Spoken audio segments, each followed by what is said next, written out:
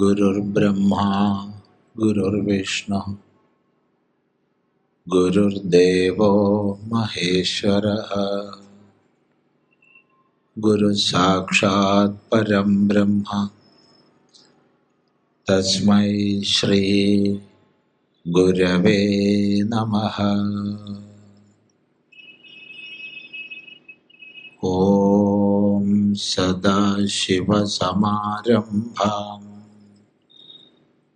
शङ्कराचार्यमध्यमाम् अस्मदाचार्यपर्यन्तां वन्दे गुरुपरम्पराम्।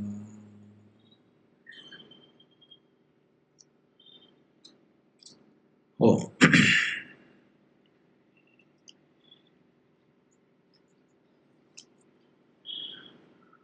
കർമ്മത്തെക്കുറിച്ചാണ് നമ്മൾ ചിന്തിച്ചുകൊണ്ടിരിക്കുന്നത്.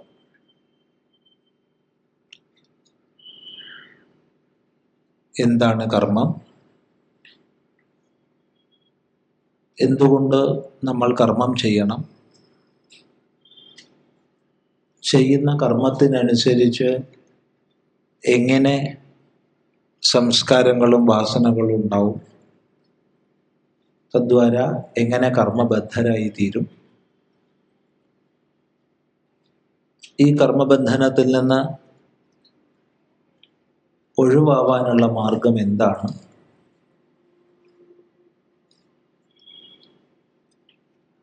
കർമ്മം, ഫലം ഇവ തമ്മിലുള്ള ബന്ധം എന്ത്? എന്തുകൊണ്ട് കർമ്മസംബന്ധിയായ മമത്വം അർത്ഥരഹിതമാണ്?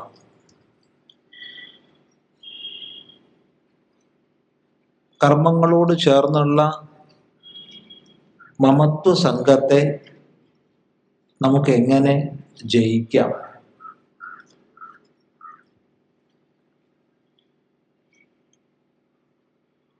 ഏതൊരു മേഖലയിലായാലും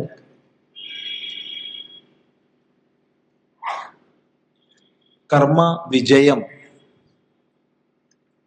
നമ്മുടെ മേഖലകളിലുള്ള വിജയം എങ്ങനെ നമുക്ക് ഉറപ്പുവരുത്താം? ഇങ്ങനെയുള്ള വിഷയങ്ങൾ ക്രമമായിട്ടല്ല പലയിടത്തുനിന്ന് നമ്മൾ ചിന്തിച്ചു.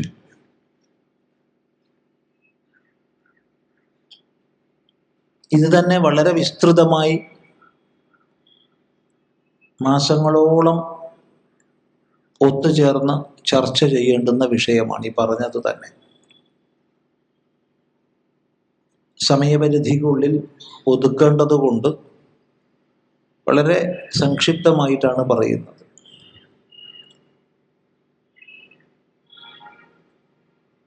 ഏതായാലും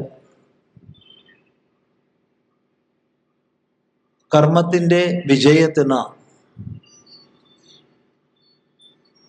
പ്രധാനമായി ശ്രദ്ധിക്കേണ്ടുന്ന 5 ഘടകങ്ങളെ ഇന്നലെ നമ്മൾ വിശദമായി, ഏറെ വിശദമായിട്ടല്ല എങ്കിൽ പോലും ചിന്തിച്ചു. എല്ലാ കർമ്മങ്ങളിലും അത് ഓർമ്മിക്കുക. ഏത് കർമ്മമായാലും അധിഷ്ഠാനം, കർത്താവ്, കരണം, ചേഷ്ടകൾ, പിന്നെ ദൈവം. ഈ 5ഉം ചേർന്നിട്ടാണ് ഒരു കർമ്മ ഫലത്തെ ഉണ്ടാക്കി തീർക്കുന്നത്. കർമ്മഫലത്തെ ഉണ്ടാക്കുന്നതിൽ ഈ 5 ഘടകങ്ങളുണ്ട്. പലപ്പോഴും ഇത് നമ്മൾ മനസ്സിലാക്കാതെ ഏതെങ്കിലും ഒന്നിന് മാത്രം പ്രാധാന്യം കൊടുക്കുന്നു. അതുകൊണ്ട് തന്നെ സമ്യക്കായി കർമ്മത്തെക്കുറിച്ച് മനസ്സിലാക്കാൻ നമുക്ക് സാധിക്കുന്നില്ല. അതുകൊണ്ട് വളരെ ശ്രദ്ധേയമാണ്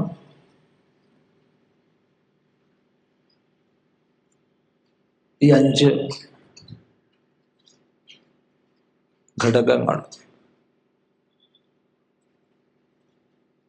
അതുകൊണ്ട് ഭഗവാൻ പറഞ്ഞു,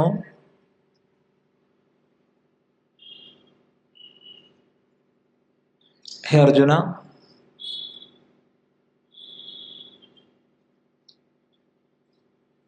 ഏതൊരു കർമ്മത്തിൻ്റെയും സിദ്ധിയിൽ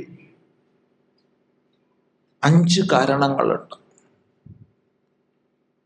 പഞ്ചേമാനി മഹാബാഹോ കാരണാനി നിബോധമേ സാഖ്യേ കൃതാന്തേ പ്രോക്താനി സിദ്ധയേ സർവകർമ്മണം. സർവകർമ്മണം സിദ്ധയേ, സർവകർമ്മങ്ങളുടെയും സിദ്ധിക്കായിക്കൊണ്ട്. സർവകർമ്മങ്ങൾ വളരെ ശ്രദ്ധിക്കേണ്ടതാണ്. ഭഗവാൻ സർവകർമ്മണം എന്ന് പറഞ്ഞത്. സർവകർമ്മണം എന്ന് പറഞ്ഞാൽ ലൗകികങ്ങളും വൈദികങ്ങളും. കേവലം വൈദിക കർമ്മത്തെ സംബന്ധിച്ച് മാത്രമായിരുന്നു ഉദ്ദേശിച്ചതെങ്കിൽ സർവകർമ്മണം എന്ന് പറയേണ്ട ആവശ്യം ഉണ്ടായിരുന്നില്ല. അതുപോലെ കേവലം ലൗകികത്തെ മാത്രം ഉദ്ദേശിച്ചാണെങ്കിലും സർവകർമ്മണം എന്ന് പറയേണ്ടതില്ലായിരുന്നു. എന്നാൽ ഭഗവാൻ പറഞ്ഞത് സർവകർമ്മണം എന്നാണ്. സിദ്ധയേ സർവകർമ്മണം, സർവകർമ്മങ്ങളുടെയും സിദ്ധിക്കായിക്കൊണ്ട്, ഫലസിദ്ധിക്കായിക്കൊണ്ട്, ഫലപ്രാപ്തിക്കായിക്കൊണ്ട്. പഞ്ചേമാനി മഹാബാഹോ കാരണാനി, ഇമാനി പഞ്ചകാരണാനി, ഈ 5 കാരണങ്ങളുണ്ട്.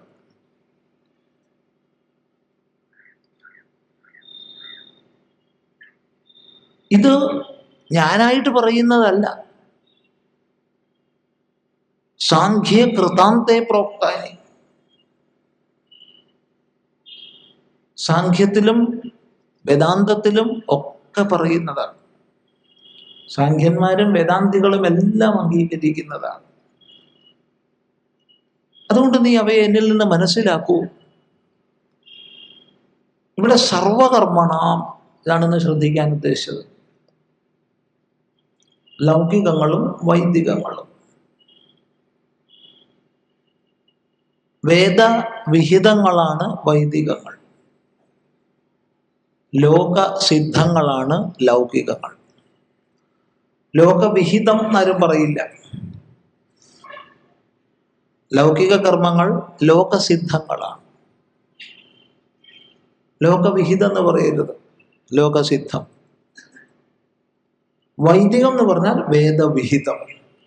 വേദത്താൽ വൈദിക ശാസ്ത്രങ്ങളാൽ വിധിക്കപ്പെട്ടതാണ് വൈദിക കർമ്മങ്ങൾ.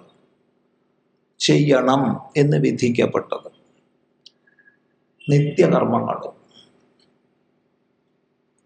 നിത്യവും നമ്മൾ അനുഷ്ഠിക്കണം എന്ന് നിർബന്ധമുള്ള കർമ്മങ്ങൾ, നിത്യകർമ്മങ്ങൾ. പഞ്ചമഹായജ്ഞങ്ങളൊക്കെ ഉദാഹരണങ്ങളാണ്.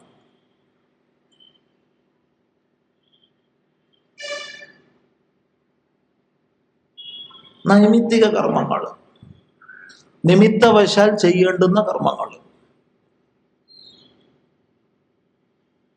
കാമ്യകർമ്മങ്ങൾ, എന്തെങ്കിലും കാമനാപ്രാപ്തിക്ക് വേണ്ടി ചെയ്യേണ്ടുന്ന കർമ്മങ്ങൾ. പ്രായശ്ചിത്ത കർമ്മങ്ങൾ, വിധിക്കപ്പെട്ടത് ചെയ്യാതിരുന്നാലോ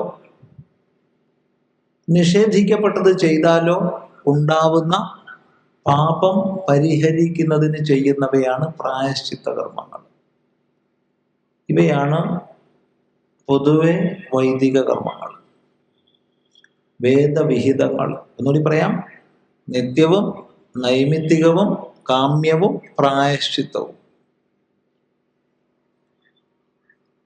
വൈദികങ്ങൾ, വേദവിഹിതങ്ങൾ. പിന്നെ ലൗകികങ്ങൾ. ലൗകികങ്ങള് ലോകസിദ്ധങ്ങൾ. ലോകസിദ്ധങ്ങളാണ് ലൗകികം. ലോകത്തിന്റെ സാമാന്യ രീതിക്കനുസരിച്ച് സിദ്ധമാകുന്നത്. അതാരും വിധിക്കുന്നതല്ല, ലോകസിദ്ധമായി നടന്നു പോകുന്നു. ഒരാൾ വീഴുന്നു, നമ്മൾ പിടിക്കുക. അതാരും വിധിച്ചിട്ടല്ല. സഞ്ചരിക്കുന്നു, വഴിയിൽ ഒരാൾ രോഗമായി കിടക്കുകയാണ്. ഉടനെ അദ്ദേഹത്തെ സേവിക്കാൻ വേണ്ടി നമ്മൾ നിർത്തി അദ്ദേഹത്തെ സേവിക്കുന്നു. അത് വിധിച്ചിട്ടല്ല, അത് മാനുഷികതയാണ്, മനുഷ്യത്വമാണ്, അത് ലോകസിദ്ധമാണ്. ഇങ്ങനെ ലോകസിദ്ധങ്ങളും വേദവിഹിതങ്ങളുമായി നമ്മൾ ചെയ്യുന്ന സർവകർമ്മങ്ങളെയും ഉൾക്കൊള്ളിക്കാനാണ് പറയുന്നത് സർവകർമ്മണം. എല്ലാ കർമ്മങ്ങളുടെയും ഫലസിദ്ധിക്ക് 5 കാരണങ്ങളുണ്ട്. അവയെ നമ്മൾ ഇന്നലെ ചിന്തിച്ചു, ഓർമ്മിപ്പിക്കുന്നു. 1 അധിഷ്ഠാനം, 2 കർത്താവ്, 3 പൃഥക് വിധങ്ങളായ കരണങ്ങൾ, 4 വിവിധങ്ങളായ ചേഷ്ടകൾ, 5 ദൈവം.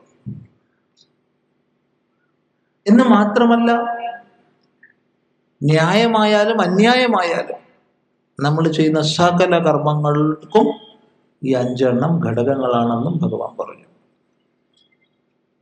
ഇവിടെ എല്ലാം ശ്രദ്ധിക്കണം.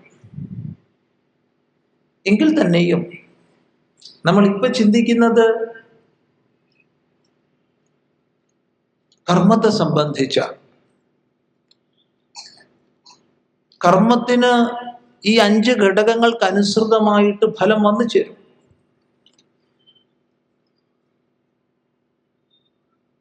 ആ ഫലം വന്നു ചേരുന്നു എന്നത്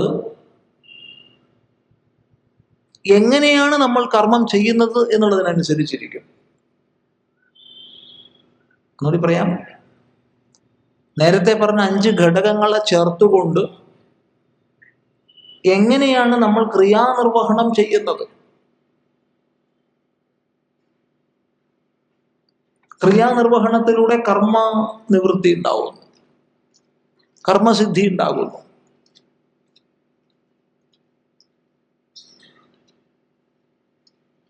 ആ കർമ്മം ഫലത്തെ തരിക എന്ന് പറയുമ്പോൾ മിശ്രങ്ങളാണ് എപ്പോഴും ഫലങ്ങൾ. എന്നൊരു പറയാം, കർമ്മത്തിന്റെ ഫലങ്ങൾ എപ്പോഴും മിശ്രങ്ങളാണ്, ചേർന്നാണ് ഉണ്ടാവുക.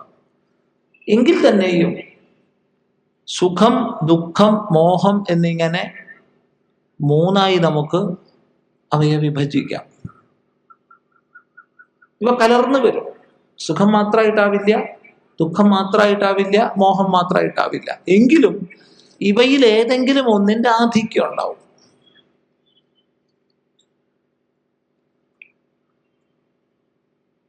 സുഖം എന്നുള്ളത് സത്വത്തിന്റെ കാര്യമാണ്. ദുഃഖം എന്നുള്ളത് രജസിന്റെ കാര്യമാണ്. മോഹം എന്നുള്ളത് തമസിന്റെ കാര്യമാണ്. അപ്പോ നമ്മൾ ഏത് രീതിയിലാണോ ക്രിയാനിഷ്പത്തി നമ്മുടെ ഭാഗത്തുനിന്ന്, അങ്ങനെയാണല്ലോ കർമ്മം സിദ്ധമാകുന്നത്.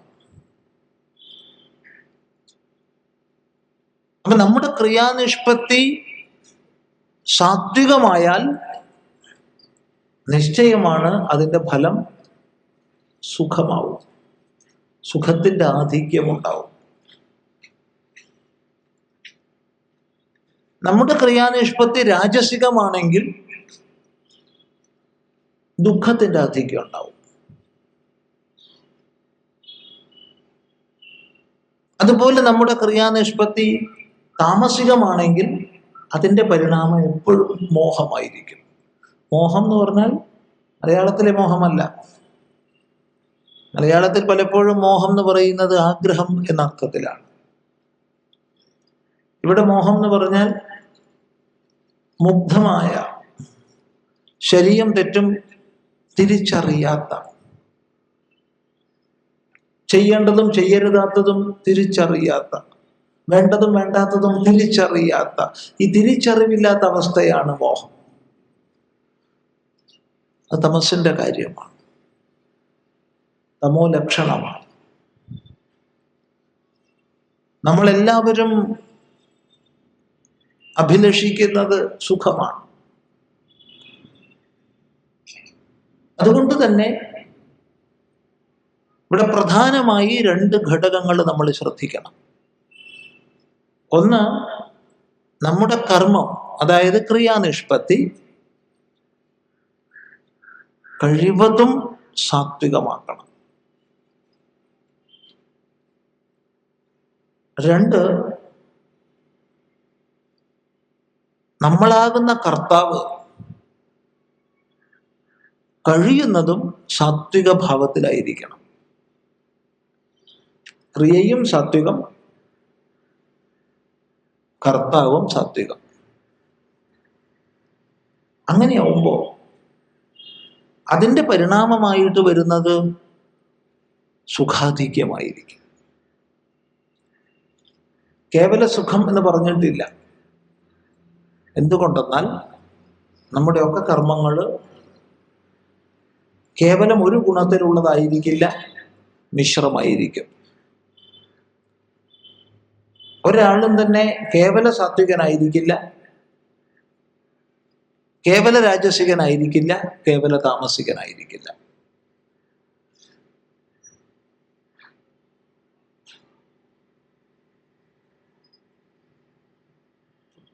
മൂന്ന് ഗുണങ്ങൾ മിശ്രമായിട്ടാണ് വരിക.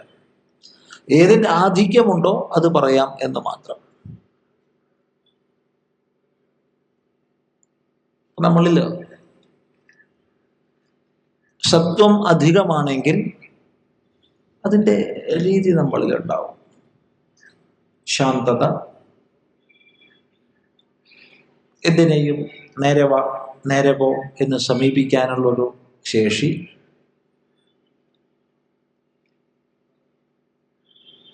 മൃദുത്വം, മിതത്വം,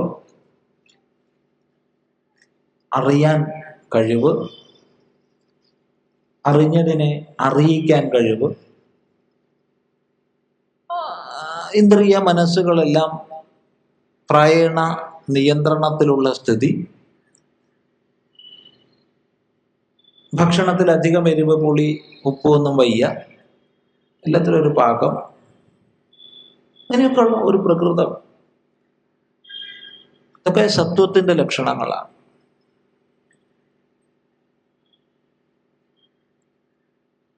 നല്ല കർമ്മശേഷി,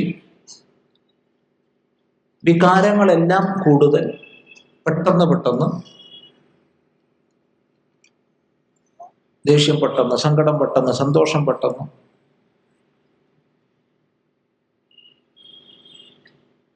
താനിവിടെ ഉണ്ടെന്ന് അറിയിക്കാൻ വേണ്ടി പെടാപ്പാട് പെടും. ഭക്ഷണത്തിലൊക്കെ എത്ര എരിവും പുളിയും ഉപ്പും ആയാലും മതിയാവില്ല, പിന്നെയും വേണ്ടി വരും. എപ്പോഴും ഒരു എരിപൊരി പ്രകൃതം. അടുത്ത് ചെന്നിരിക്കുമ്പോൾ തന്നെ ഇളകും. വെറുതെ ഇരിക്കാൻ പറ്റില്ല. അപ്പൊ ഇവിടെ ഇരിക്കാൻ വെച്ചതിന് ഒന്നുകിൽ കാല് ഉറപ്പിച്ചുകൊണ്ടിരിക്കും, അല്ലെങ്കിൽ കൈ ഉറപ്പിച്ചുകൊണ്ടിരിക്കും, എന്തെങ്കിലും ഉണ്ടാവും. ശാന്തമായിട്ടിരിക്കാൻ പറ്റില്ല. രാജസിക പ്രകൃതം.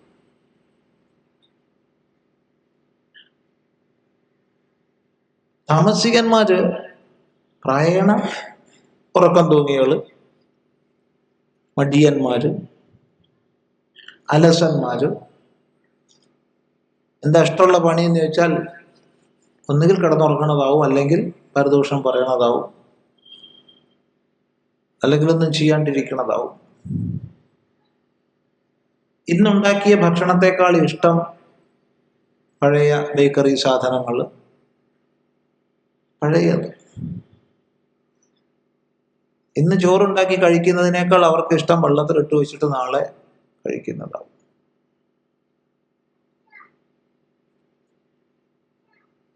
ഒരു കർമ്മശേഷിയില്ല. പക്ഷേ ഒരാൾ നിർദ്ദേശിച്ചാൽ അതുപോലെ പണിയെടുക്കും. അത് ചെയ്യുമെന്ന് പറഞ്ഞാൽ അങ്ങനെ ചെയ്യും, അതിൻ്റെ അപ്പുറവും ചെയ്യില്ല. അങ്ങനെയെല്ലാമുള്ള പ്രകൃതം താമസികമാണ്. ഈ സ്വഭാവങ്ങൾ നമ്മൾ അപഗ്രഥിക്കുമ്പോൾ തന്നെ ഇതൊന്നും കേവലമായിട്ട് ആർക്കും ഉണ്ടാവില്ല. ഇതിന് ആധിക്യം ഉണ്ടാവും. എന്ന് മാത്രമല്ല, ഇവിടെ വളരെ പ്രധാനപ്പെട്ട് മനസ്സിലാക്കാനുള്ളത്, നമ്മളിലൊക്കെ എന്ത് ഗുണമാണോ ഉള്ളത് അത് നമ്മൾ തന്നെ ചിന്തകളിലൂടെ, കർമ്മങ്ങളിലൂടെ ഇന്നലെകളിൽ സഞ്ചയിച്ചതാണ്. അതുകൊണ്ട് ഇന്ന് വളരെ ബുദ്ധിപൂർവമായി സാധനാനിഷ്ഠമായി ജീവിക്കുന്നതിലൂടെ നമ്മുടെ ഗുണഘടനയെ സ്വാധീനിക്കാൻ നമുക്ക് കഴിയും. ഇത് പ്രത്യേകം ശ്രദ്ധിക്കുക. എല്ലാവരും ഇരിക്കുന്നിടത്തേ ഇരിക്കൂ പറഞ്ഞാൽ പിന്നെ ശാസ്ത്രത്തിന്റെ ആവശ്യമില്ല, ഗുരുവിന്റെ ആവശ്യമില്ല. ജീവിതത്തിൽ നമുക്ക് ഉയരാം, ജീവിതത്തിൽ നമുക്ക് താഴാം. ഈ വിഷയം ഗീതാകാരൻ ഭഗവാൻ വളരെ ചിന്തിച്ചിട്ടുണ്ട്. രജസ്തമശ്ചാഭിഭൂയ സത്വം ഭവതി ഭാരത, രജ സത്വം തമശ്ചൈവ തമഃ സത്വം രജസ്തഥാ. വ്യക്തമായി പറഞ്ഞു തരും. രജഃ തമശ്ചാഭിഭൂയ സത്വം ഭവതി ഭാരത. ഹേ ഭാരത, അല്ലേ അർജുന, രജസിനെയും തമസിനെയും കീഴ്പ്പെടുത്തിയിട്ട് സത്വം വികസിതമാകുന്നു.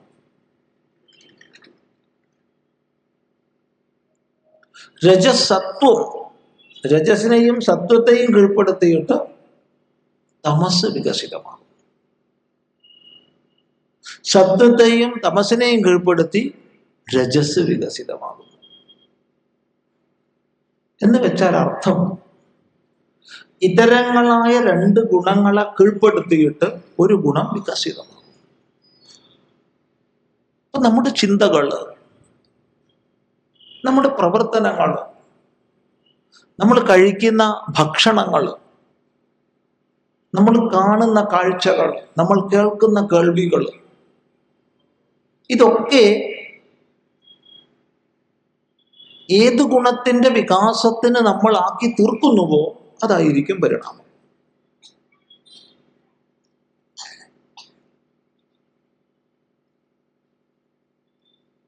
വ്യക്തമാണെന്ന് വിചാരിക്കുന്നു. അതുകൊണ്ട് ബോധപൂർവമായ പരിശ്രമം നമ്മുടെ ഭാഗത്തുനിന്ന് സാത്വിക ഭാവത്തെ വളർത്താൻ ഉണ്ടാകേണ്ടതാണ്. അഥവാ നമ്മൾ സുഖം ഇച്ഛിക്കുന്നെങ്കിൽ, നമ്മൾ എന്തെങ്കിലും ഒന്ന് ഇച്ഛിക്കുന്നു, അതിനുവേണ്ടി പ്രവർത്തിക്കുന്നില്ല പറഞ്ഞാൽ ഇച്ഛിക്കണത് കിട്ടില്ല. കൂലി വേണം എങ്കിൽ പണിയെടുക്കണം. കൂലി വേണം, പണിയെടുക്കില്ല പറഞ്ഞാൽ അത് സാധ്യമല്ല. ഏതൊരു ഫലപ്രാപ്തി നമുക്ക് വേണമെങ്കിലും അതിനു വേണ്ട പ്രയത്നം ചെയ്യാൻ നമ്മൾ തയ്യാറാവണം.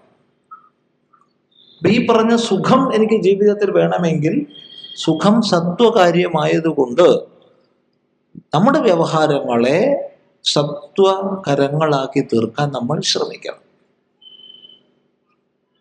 അങ്ങനെ ഒന്ന് നമ്മിലെ കർത്താവിനെ സാത്വികനാക്കണം. നമ്മളുടെ കർമ്മത്തെ സാത്വികമാക്കണം. അങ്ങനെ കർമ്മവും കർത്താവും സാത്വികമായാൽ കർമ്മഫലം സുഖമാകും. ഇത് രാജസികമായാൽ കർമ്മഫലം ദുഃഖം, ഇത് താമസികമായാൽ കർമ്മഫലം മോഹം. ഇത് ശ്രദ്ധിക്കുക.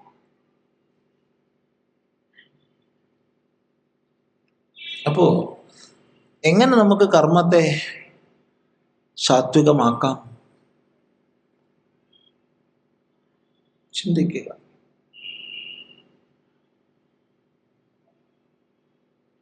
അവിടെ ഭഗവാൻ വ്യക്തമായി നമുക്ക് പറഞ്ഞു തരും. നിയതം സംഗരഹിതം അരാഗദ്വേഷതകൃതം അഫലപ്രേപ്സുനാ കർമ്മ യത്തത് സാത്വികമുച്യതേ.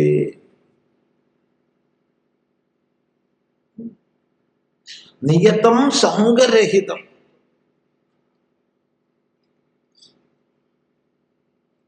അരാഗദ്വേഷതകൃതം അഫലപ്രേപ്സുനാ കർമ്മ യത്തത് സാത്വികമുച്യതേ. യാതൊരു കർമ്മമാണോ നിയതമായത്, സംഗരഹിതമായത്, അരാഗദ്വേഷതകൃതമായത്, അഫലപ്രേപ്സുനാകൃതമായത്, അതാണ് സാത്വിക കർമ്മം. ഒന്ന് നിയതമായത്. നിയതം, നമ്മൾ ഓരോരുത്തരും നമ്മിൽ നിയതമായ കർമ്മം വേണം ചെയ്യാൻ. നിയതം കുരു കർമ്മത്വം, ഗീത തന്നെ പറഞ്ഞു. നീ നിയതമായ കർമ്മത്തെ ചെയ്യൂ. എല്ലാ കർമ്മങ്ങളും നിയതങ്ങളായിരിക്കും പലർക്ക്. എല്ലാ കർമ്മങ്ങളും ഒരാൾക്ക് നിയതമല്ല. ഒരാൾക്ക് നിയതം അയാൾക്ക് വിഹിതമാണ്. ബ്രഹ്മചാരി എന്ന രൂപത്തിൽ ചെയ്യേണ്ടത്, അല്ലെങ്കിൽ ഗൃഹസ്ഥാശ്രമി എന്ന രൂപത്തിൽ ചെയ്യേണ്ടത്, അല്ലെങ്കിൽ വാനപ്രസ്ഥൻ എന്ന രൂപത്തിൽ ചെയ്യേണ്ടത്, അല്ലെങ്കിൽ സന്യാസി എന്ന രൂപത്തിൽ ചെയ്യേണ്ടത്. ഇങ്ങനെ ഓരോ ആശ്രമത്തിനും സാമാന്യ കർമ്മം പറയാം. അത് തന്നെ വിശേഷ അവസരങ്ങളിൽ മാറി വരും. സാമാന്യവും വിശേഷവുമുണ്ട്. സാമാന്യമായിട്ട് ബ്രഹ്മചാരിക്ക്, ഗൃഹസ്ഥന്, വാനപ്രസ്ഥന്, സന്യാസിക്ക് ഇന്നത് സാമാന്യ കർമ്മങ്ങളെന്ന് പറയാം. പക്ഷെ അത് തന്നെ വിശേഷ അവസരങ്ങളിൽ മാറും. ചില പ്രത്യേക സാഹചര്യങ്ങൾ വരുമ്പോൾ ചിലപ്പോൾ ഗൃഹസ്ഥൻ ബ്രഹ്മചാരിയുടെ കർമ്മം ചെയ്യേണ്ടി വരും, ബ്രഹ്മചാരി ഗൃഹസ്ഥന്റെ കർമ്മം ചെയ്യേണ്ടി വരും, സന്യാസി ഗൃഹസ്ഥന്റെ കർമ്മം ചെയ്യേണ്ടി വരും, ഗൃഹസ്ഥൻ സന്യാസിയുടെ കർമ്മം ചെയ്യേണ്ടി വരും. ഇവിടെ പ്രവചനം നടക്കുന്നു, ഇത് സന്യാസിയുടെ കർമ്മമല്ല. സമൂഹത്തിൽ വേദാന്തം പഠിപ്പിക്കുന്നു, അത് സന്യാസിയുടെ കർമ്മമല്ല. ഇതൊന്നും സന്യാസി ചെയ്യേണ്ടതല്ല. പക്ഷേ ഗൃഹസ്ഥാശ്രമികൾ വേണ്ട വിധത്തിൽ ശാസ്ത്രപ്രചരണം ചെയ്യാതിരുന്ന സാഹചര്യത്തിൽ സനാതനധർമ്മത്തിന് അപചയം സംഭവിക്കുന്നത് കണ്ട് ശങ്കരാചാര്യ സ്വാമികള് മഠങ്ങൾ സ്ഥാപിക്കുകയും മഠങ്ങൾ കേന്ദ്രമാക്കി ശാസ്ത്രപ്രചരണത്തിന് വ്യവസ്ഥ ചെയ്യുകയും ചെയ്തു. അനന്തരമാണ് ശാസ്ത്രപ്രചരണ മേഖലയിൽ സന്യാസിമാര് പ്രവർത്തിച്ചത്.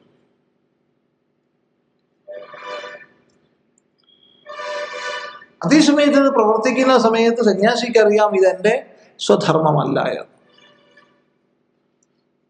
ഇതുപോലെ ഓരോരുത്തർക്ക് വേണ്ടി വരും. സാമാന്യമായി ആശ്രമഭേദം അനുസരിച്ചിട്ടുള്ള കർമ്മം, വിശേഷമായി ചില പ്രത്യേക സാഹചര്യങ്ങളിൽ ചെയ്യേണ്ടുന്ന കർമ്മം, ഇത് നിയതം ചെയ്യുക, നിയതമായത് ചെയ്യുക. നിയതം, നിക്ഷിപ്തം, നിന്നിൽ നിക്ഷിപ്തമായത്. യാതൊന്നിനെ താൻ നിത്യവും ചെയ്യുമോ അത്, നിത്യവും ചെയ്യേണ്ടത് എന്തോ അത് നിയതം. നിയതം യത് കർമ്മ, യാതൊരു കർമ്മം നിയതമാണോ അത് സംഗരഹിതം, സംഗരഹിതമായത്.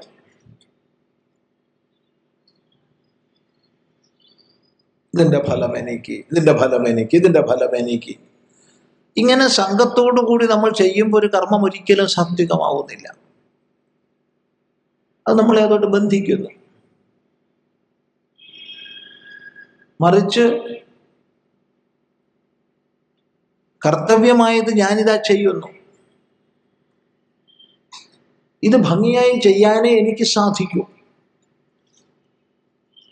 എൻ്റെ എല്ലാ കരണങ്ങളെയും ശുദ്ധമാക്കി എൻ്റെ പരമാവധി കഴിവ് ഉപയോഗിച്ച് ഏറ്റവും ശക്തമായി ഞാനിത് ചെയ്യും. അത് എനിക്ക് സാധിക്കും. അതിന് ഫലം വന്നു ചേരുന്നത് അതിൻ്റെ സ്വാഭാവികമായ നിയമമനുസരിച്ചാണ്. അതിൽ എനിക്ക് നിയന്ത്രണമില്ല.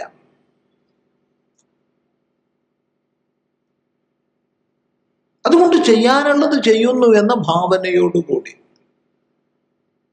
സംഘരഹിതമായി, നിയതം സംഘരഹിതം. എപ്പോൾ നമ്മൾ സംഘരഹിതമാകുന്നുവോ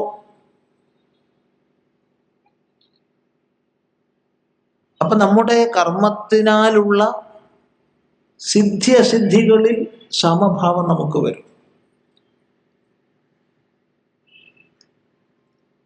അതിനെ യോഗം എന്ന് ഭഗവാൻ നിർവചിച്ചിട്ടുണ്ട്.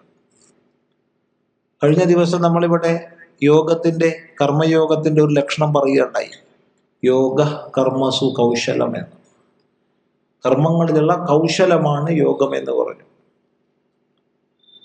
അതിന്റെ വിശദീകരണത്തിൽ വ്യക്തമായി ഇവിടെ പറഞ്ഞിട്ടുണ്ട്, ചെയ്യാനുള്ളത് ചെയ്യുന്നു, എന്നാൽ അതിൻ്റെ ഫലത്താൽ ബന്ധിക്കപ്പെടുന്നില്ല. അങ്ങനെ ഫലത്താൽ ബന്ധിക്കപ്പെടാതെ കർമ്മം ചെയ്യാനുള്ള കൗശലമാണ് കർമ്മയോഗം എന്ന് പറയുകയുണ്ടായി. അതിന് മറ്റൊരു തലത്തിൽ പറയുകയാണ്, സിദ്ധ്യസിദ്ധ്യോഹോ സമോ ഭൂത്വ സമത്വം യോഗ ഉച്യതേ. നമ്മളിപ്പോൾ ഏതെങ്കിലും ഒരു കർമ്മം ചെയ്യുകയാണെങ്കിൽ നമുക്ക് ചെയ്യാനേ കഴിയും, ഭംഗിയായി ചെയ്യാനേ കഴിയും. അതിൽ നമുക്ക് അധികാരമുണ്ട്. ചെയ്യാനും ചെയ്യാതിരിക്കാനും അന്യഥാ ചെയ്യാനും നമുക്ക് സ്വാതന്ത്ര്യമുണ്ട്. ഫലം സ്വാഭാവികമായി വന്നു ചേരുന്നതാണ്. അതിൽ നമുക്ക് നിയന്ത്രണമില്ല. ഈ ഒരു കാഴ്ചപ്പാടോടുകൂടി സിദ്ധി വരട്ടെ അസിദ്ധി വരട്ടെ, ഉദ്ദേശിച്ച ഫലം സിദ്ധമാവട്ടെ അസിദ്ധമാവട്ടെ, അതിനാൽ ബാധിക്കപ്പെടാതെ, അതേ സമയത്ത് കർമ്മത്തിൽ ശുദ്ധമായി നിഷ്കർഷയോടുകൂടി അണുവ്യതിചലിക്കാതെ നമ്മൾ അനുഷ്ഠിക്കുക. സിദ്ധ്യസിദ്ധ്യോഹോ സമോ ഭൂത്വ, സിദ്ധിയിലും അസിദ്ധിയിലും സമനായിട്ട്. സമത്വം യോഗ ഉച്യതേ. യാതൊരു സമത്വമുണ്ടോ മനസ്സിന്റെ സമത്വമാണ് യോഗം.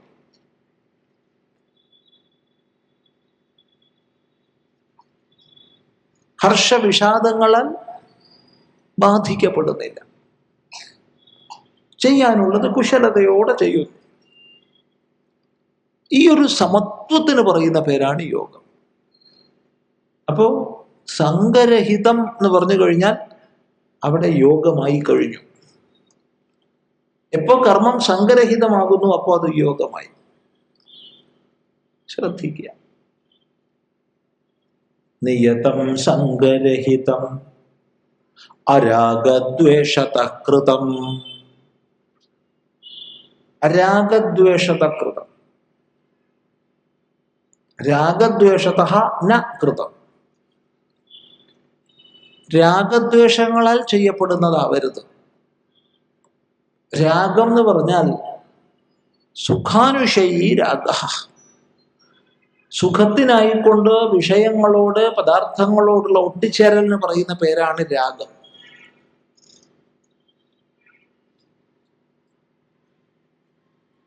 എന്തെങ്കിലും ഒരു വസ്തു കണ്ടു,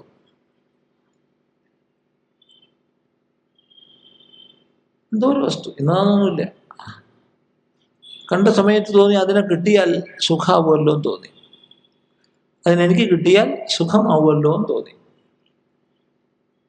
പിന്നെ അതിനെ കിട്ടാൻ ആഗ്രഹിക്കുകയാണ്. അതിന് പറയുന്ന പേരാണ് കാമം. എങ്ങനെയെങ്കിലും കിട്ടിയെന്ന് വെച്ചോളൂ. ഒന്നുകിൽ ചോദിച്ചു അയാൾ തന്നു, അല്ലെങ്കിൽ മോഷ്ടിച്ചു, എങ്ങനെയെങ്കിലും ആഗ്രഹിച്ച വസ്തു കൈവശാക്കി. ഇപ്പൊ അതിനെ വെച്ചുകൊണ്ടിരിക്കുമ്പോൾ ഒരു സുഖമുണ്ട്.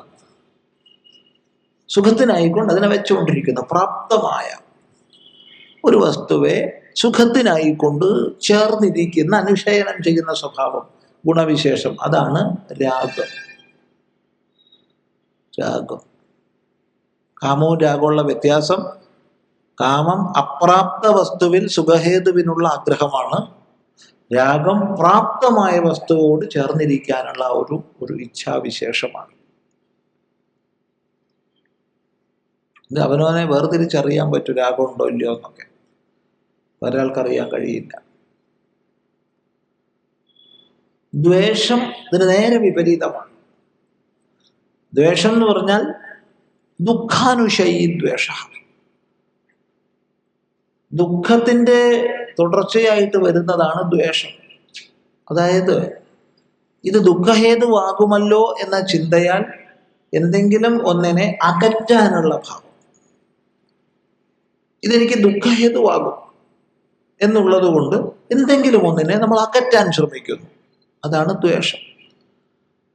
അപ്പൊ ഇവിടെ പറയുന്നത് ഒരു കർമ്മം സാത്വികമാണെങ്കിൽ ആവണമെങ്കിൽ അത് അരാഗദ്വേഷതകൃതം, രാഗദ്വേഷങ്ങളാൽ ചെയ്യപ്പെട്ടതാവരുത്.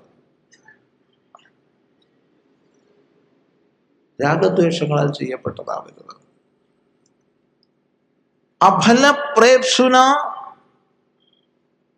കർമ്മ കൃതം. അഫലപ്രേപ്സുന, ഫലത്തെ ഇച്ഛിക്കുന്നവൻ. നേരത്തെ നമ്മൾ പഠിച്ചു ഭഗവാന്റെ വലിയൊരു ഉപദേശം, മാ കർമ്മഫലഹേതുർഭോ. കർമ്മഫലത്തിന് വേണ്ടി മാത്രം പരിശ്രമിക്കുന്നവനാവരുതേ നീ എന്ന് പറഞ്ഞു. എന്നാൽ അങ്ങനെയുള്ള ആൾ എന്ത് ചെയ്യുന്നുണ്ടോ ഫലപ്രാപ്തിക്കാണ്, അത് വേണം, ഇത് വേണം, അങ്ങനെ വേണം, ഇങ്ങനെ വേണം എന്നുള്ള ആഗ്രഹത്താൽ പ്രേരിതനായി മാത്രം കർമ്മം ചെയ്യുന്നു. എന്ത് ചെയ്യുന്നുണ്ടെങ്കിൽ അതിന്റെ പിന്നിൽ ഒരു ആഗ്രഹം ഉണ്ടാവും. അങ്ങനെ അല്ലാതെ അഫലപ്രേപ്സുന, ഫലപ്രേപ്സു അല്ലാത്ത ആളാൽ ചെയ്യപ്പെടുന്ന കർമ്മം എന്തോ അതാണ് സാത്വിക കർമ്മം. അപ്പൊ നമ്മുടെ കർമ്മം സാത്വികമാക്കാൻ ബോധപൂർവമായ പരിശ്രമം നമ്മൾ ചെയ്യണം.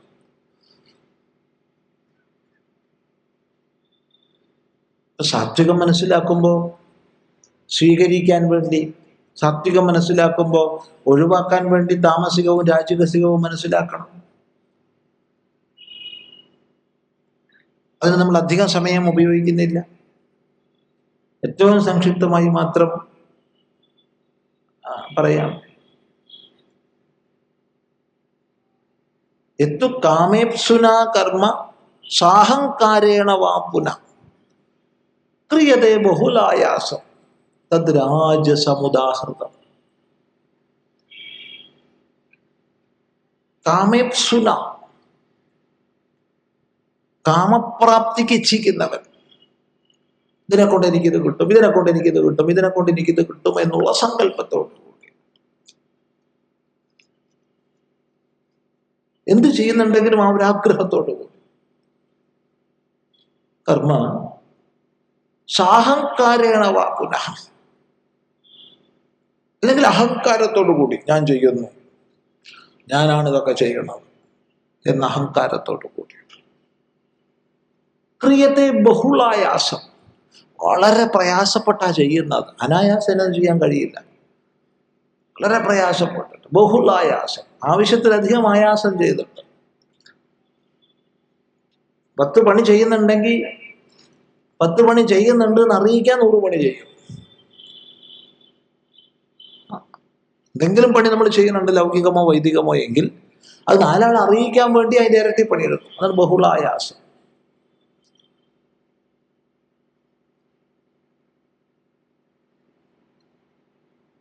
ദാക്ഷായണി അമ്മയുടെയും ലംബോദരൻ നായരുടെയും വിവാഹത്തിന്റെ 25ാം വാർഷികം പ്രമാണിച്ച് 3 പേർക്ക് അന്നദാനം ചെയ്തു.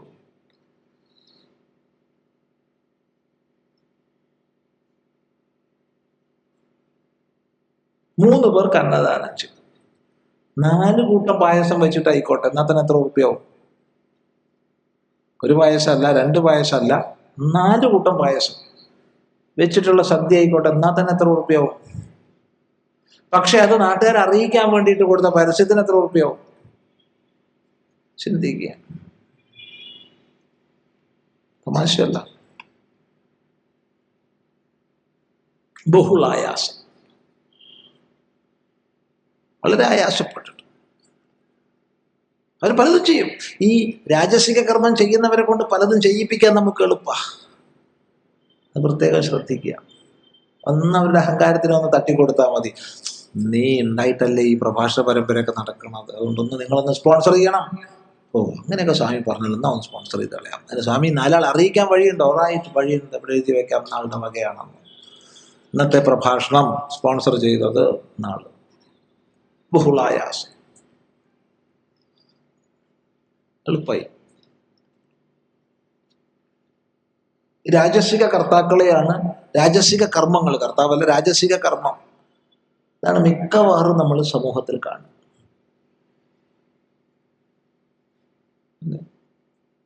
സാഹങ്കാരയാണ്.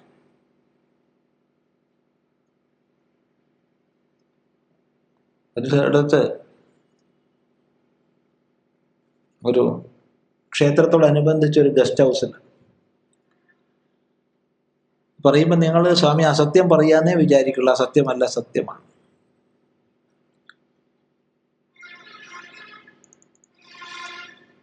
കിടക്കുന്ന മുറിയിൽ ഒരു ട്യൂബ് ലൈറ്റ്.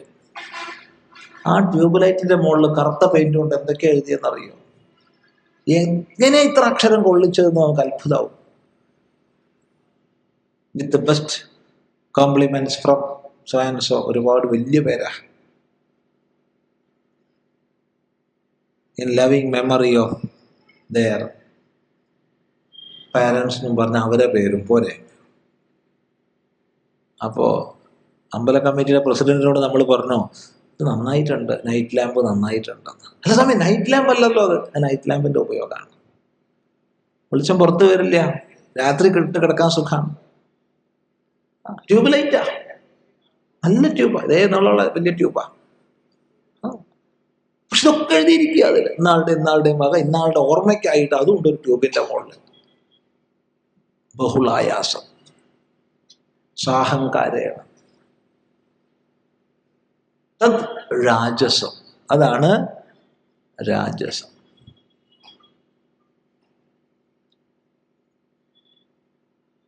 അപ്പൊ രാജസം കഴിയുന്നത് ഒഴിവാക്കണേ, കഴിയുന്നതും രാജസകർമ്മങ്ങൾ ഒഴിവാക്കുക, കഴിയുന്നതും.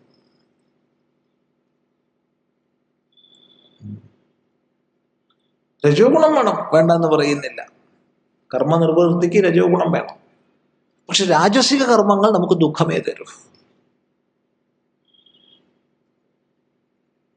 ശ്രദ്ധിക്കുക.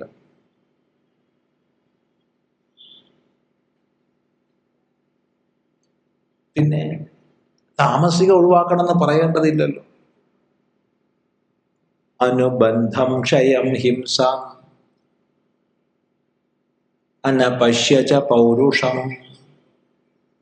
മോഹാദാരഭ്യതേ കർമ്മ യത്തത്താമസമുച്യതേ.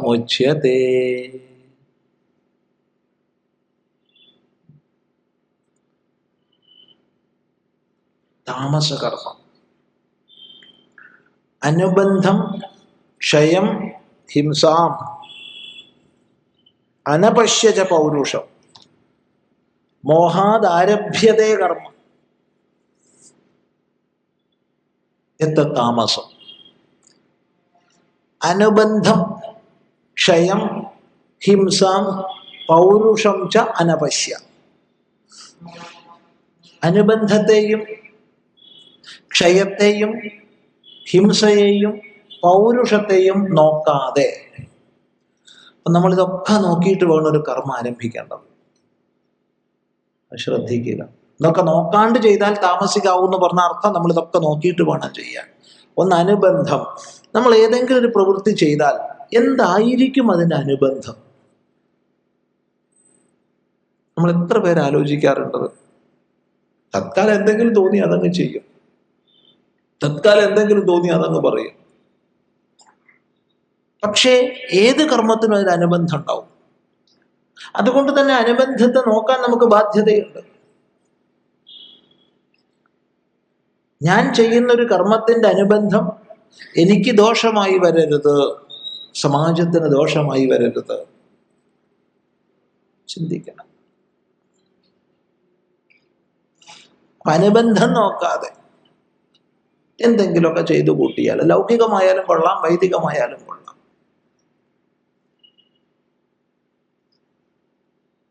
അനുബന്ധം ആലോചിക്കണം. അനുബന്ധം ആലോചിക്കാതെ പ്രവർത്തിച്ചാൽ സർവജ്ഞന്മാർക്ക് പോലും ദുഃഖം വരാം. സർവജ്ഞന്മാര് അനുബന്ധം ആലോചിക്കാതെ പ്രവർത്തിക്കുമെന്ന് ചോദ്യം. അങ്ങനെ വന്നു പോയാൽ എന്താ? നമ്മുടെ മുമ്പിൽ ദൃഷ്ടാന്തമുണ്ട്. സർവജ്ഞനാണ് ഹനുമാൻ.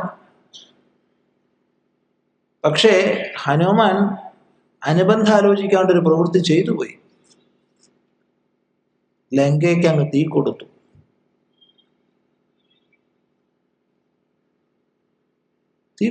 തീ പടർന്നു പിടിച്ചു. തീ കൊടുക്കാനേ ഹനുമാന് കഴിയോ? തീ കെടുത്താൻ കഴിയില്ല. അങ്ങ് പടർന്നു പിടിച്ചു നന്നായിട്ട്. ലങ്കയുടെ വലിയൊരു ഭാഗം കത്തി അമർന്നു. അപ്പോഴാണ് ദുഃഖിക്കേണ്ടി വന്നത്. അയ്യോ, ഞാൻ എന്താ ചെയ്തത്? യാതൊരു സീതാദേവി അന്വേഷിച്ച് ഞാൻ വന്നുവോ? ആ സീതാദേവി അടക്കപ്പ പൊള്ളലേറ്റിട്ടുണ്ടാവുമല്ലോ. ആ ദേവി ഇരുന്ന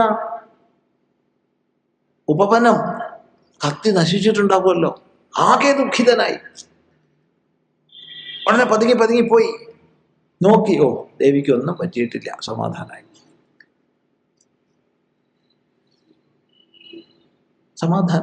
പക്ഷേ ഒരല്പസമയം ദുഃഖിക്കേണ്ടി വന്നു.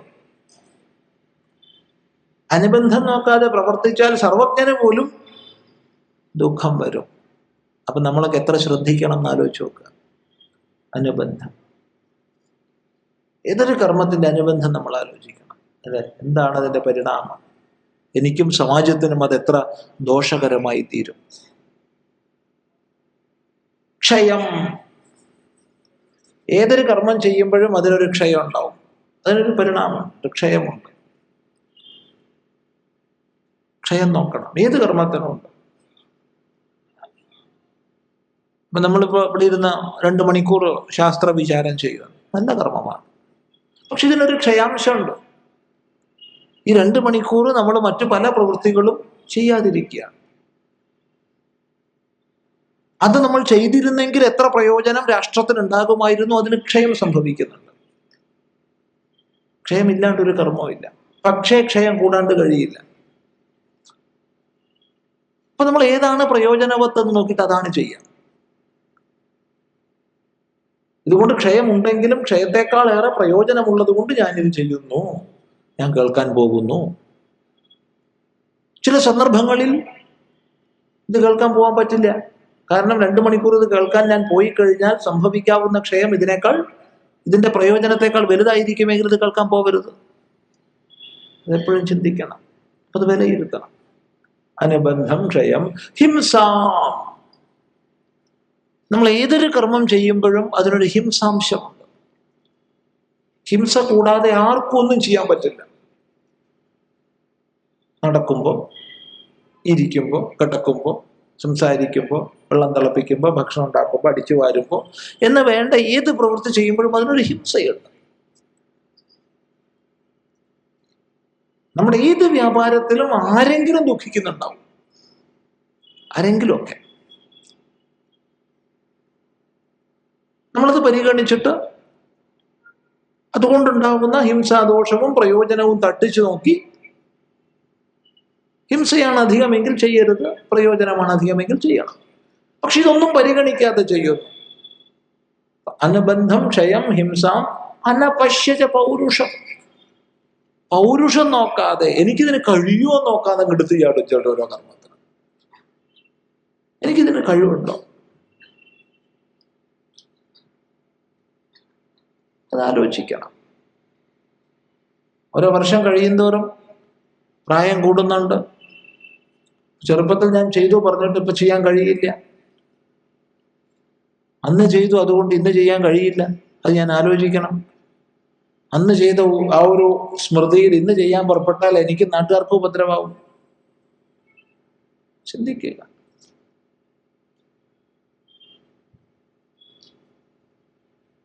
ഏതെങ്കിലും ഒരു കർമ്മം ആരംഭിക്കുമ്പോൾ ഇതെനിക്ക് പൂർത്തിയാക്കാൻ സാധിക്കുമോ?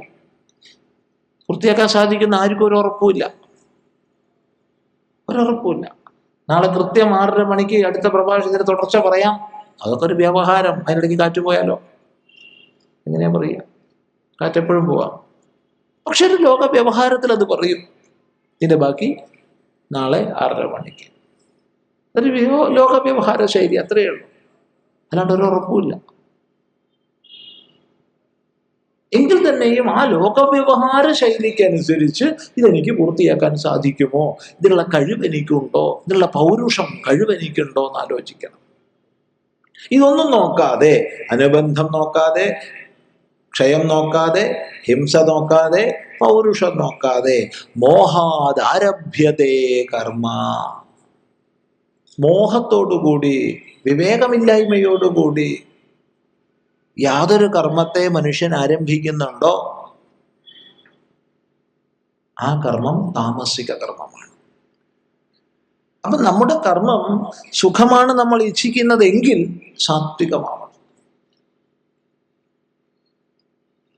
നമ്മുടെ കർമ്മം നമ്മൾ സാത്വികമാക്കാതെ രാജസികവും താമസികവുമായിട്ടാണോ നിർവഹിക്കുന്നത് എങ്കിൽ യാതൊരു സംശയവും ഇല്ല, ദുഃഖവും മോഹവുമായിരിക്കും അതിൻ്റെ പരിണാമം. സുഖമാണ് നമ്മൾ ഇച്ഛിക്കുന്നത്, ദുഃഖമല്ല.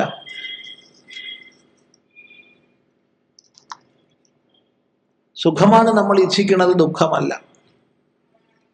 അതുകൊണ്ട് സുഖപ്രാപ്തികരമായ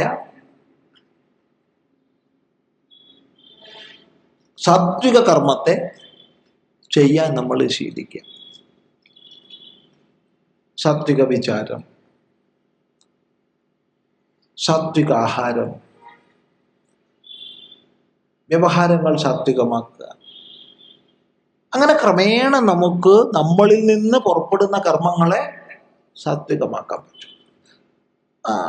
വലിയ അളവോളം ബോധപൂർവമായ പരിശ്രമം വേണം. സ്വാഭാവികമായിട്ട് സാത്വിക ആയിക്കോട്ടെ എന്ന് പറഞ്ഞേക്കരുത്. ബോധപൂർവമായ പരിശ്രമം വേണം. ഈ പറഞ്ഞ ലക്ഷണങ്ങൾ ഒന്ന് ചിന്തിക്കുക. നിയതം സംഗരഹിതം അരാഗദ്വേഷതകൃതം അഫലപ്രേപ്സുനാ കർമ്മ എത്തത് സാത്വികമുച്യതേ എന്നുള്ള രീതിയിൽ സാത്വിക കർമ്മം ശീലിക്കുക. രാജസികവും താമസികവുമായ കർമ്മത്തെ ഒഴിവാക്കാൻ ശീലിക്കുക. ഇത് അഭ്യാസം കൊണ്ട് സാധിക്കും. കാരണം നമ്മുടെ മനസ്സ്, ബുദ്ധി ഇവ സംസ്കാര അനുസൃതമാണ് പ്രവർത്തിക്കുന്നത്. മനസ്സിൽ നിന്ന്, ബുദ്ധിയിൽ നിന്നാണ് എല്ലാ കർമ്മങ്ങളും പുറത്തേക്ക് വരുന്നത്. അത് വാക്കായാലും നോക്കായാലും ഏതൊരു പ്രവൃത്തിയായാലും. അതുകൊണ്ട് അവയുടെ സാത്വിക ഭാവത്തിന് നമ്മൾ മനസ്സിന്റെയും ബുദ്ധിയുടെയും സാത്വികത നേടുക എന്നുള്ളത് മാത്രമേ വഴിയുള്ളൂ. അത് ബോധപൂർവമായ പരിശ്രമത്തിലൂടെ നമുക്ക് സാധിക്കും. കാരണം നമ്മൾ ചെയ്യുന്നതിനനുസരിച്ചാണ് നമ്മളിൽ സംസ്കാരം ഉണ്ടാവുക.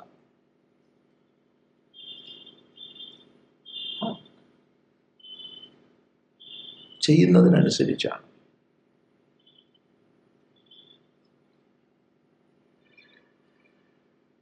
അതുകൊണ്ട് ഇതെല്ലാം സാത്വികമാക്കി, കർമ്മം സാത്വികമാക്കി തീർത്താൽ അതിൻ്റെ ഫലം സുഖമാണ്. ഇങ്ങനെ കർമ്മം സാത്വികമാവണമെങ്കിൽ നമ്മൾ നിശ്ചയമായും കർത്താവിനെ കുറിച്ച് ചിന്തിക്കണം. കർത്താവിൻ്റെ സാത്വിക, രാജസിക, താമസിക ഭേദങ്ങൾ. കർത്താവിൽ നിന്നാണല്ലോ കർമ്മം ഉണ്ടാവുന്നത്. എങ്ങനെ കർത്താവ് എന്നുള്ളിലെ കർത്താവിനെ, ഞാനാകുന്ന കർത്താവിനെ എങ്ങനെ സാത്വികമാക്കി തീർക്കാം? എപ്പോഴാണ് ഞാനാകുന്ന കർത്താവ് സാത്വികനാവുക? അഥവാ രാജസികനും താമസികനും ആവും. ഇത് പഠിക്കണം. അപ്പോഴേ പൂർണ്ണമായി നമ്മളിൽ നിന്ന് വരുന്ന കർമ്മങ്ങൾ സാത്വികങ്ങളാണെന്ന് പറയാൻ സാധിക്കും. അത് നമുക്ക് നാളെ കൃത്യസമയത്തിന് ഒത്തുചേർന്ന് ചിന്തിക്കാം. ഇവിടെ സംശയ നിവാരണത്തിലേക്ക് കടക്കുന്നതിന് മുമ്പ്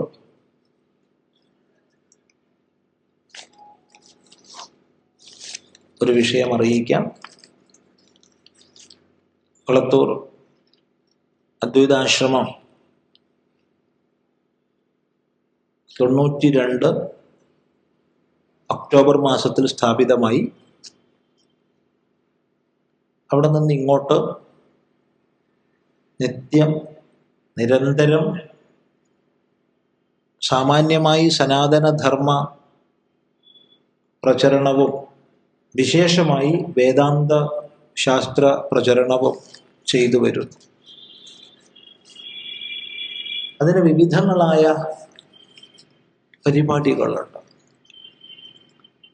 പ്രതിമാസ വേദാന്ത ക്ലാസ്സുകളായാലും വാർഷിക അന്തര്യോഗങ്ങളും മറ്റ് ശിബിരങ്ങളായാലും അന്തേവാസികളായി താമസിച്ച് പഠിക്കുന്നവർക്കുള്ള ദീർഘകാല പഠന പദ്ധതികളായാലും അങ്ങനെ നിരവധി കാര്യക്രമങ്ങളുണ്ട്.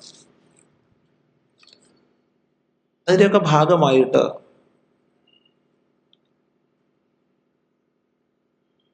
ഒരു മാസിക അദ്വൈതാശ്രമം സത്സംഗം എന്ന പേരനുവദിച്ച് കിട്ടിയിട്ടുണ്ട്. ഒരു മാസിക ആരംഭിക്കുകയാണ്. അത്